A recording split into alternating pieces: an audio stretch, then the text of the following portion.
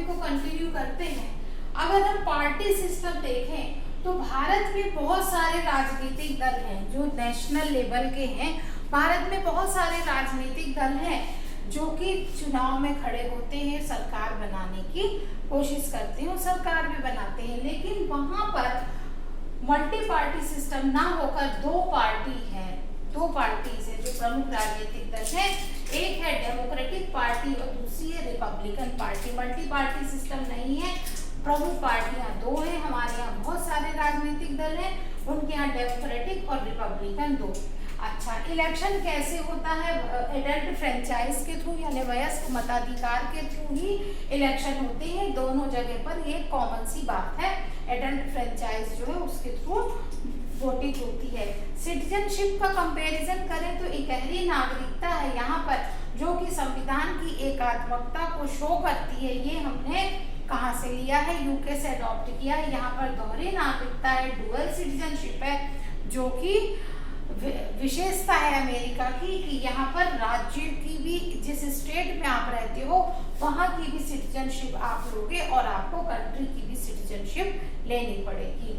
अच्छा, वहाँ पे राज्यों को पावर्स जो है वो बहुत ज़्यादा है क्योंकि वो संघात्मक है, तो राज्यों को पावर्स है। और हमारे यहाँ राज्यों को जैसे किसी दूसरे देश के साथ अगर हमें कोई ट्रेड या किसी चीज़ का संबंध बनाना है तो राज्य को राइट है, लेकिन हमारे यहाँ केंद्र सरकार ही उसको केंद्र ही डिसाइड करता है, संसद के थ्रू सारे काम होते हैं। शक्तिशाली सदन हमारे यहाँ लोकसभा है, यानी कि लोअर हाउस जो है, जो संसद का जो लोअर हाउस है वो सबसे ज्यादा शक्तिशाली है, पावरफुल है। प्रधानमंत्री उसी के लोकसभा के बहुमत दल का नेता ही प्रधानमंत्री होता है, जो कि वास्तविक प्रधान होता है। लेकिन यहाँ पर अपर हाउस जो है वो सीनेट जो है वो बहुत ज्यादा पावरफुल है। सारे डिसीजन में सीनेट का रोल बहुत इम्पोर्टेंट होता है और सीनेट दुनिया के सबसे शक्तिशाली अपर हाउस में से काउंट होती है।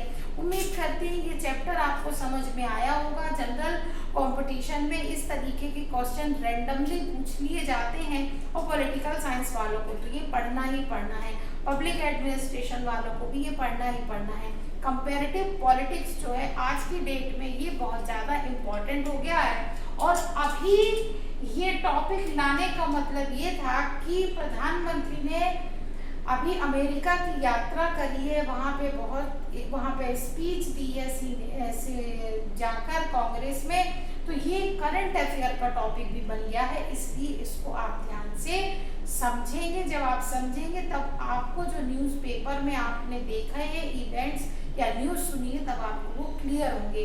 तो इनसे इस तरीके के कंपैरेटिव पॉलिटिक्स आजकल बहुत ज़्यादा क्वेश्चन इनसे आते हैं एग्जाम में, तो आप इनको इस तरीके से पढ़िए। उम्मीद करते हैं आपको समझ में आया होगा। अगर कोई डाउट हो तो आप कमेंट बॉक्स में जाकर पूछ सकते हैं, आपके डाउट्स को क्लियर किया जाएगा। ठीक है, आप इसका एक स्क्रीनशॉट ले लीजिए।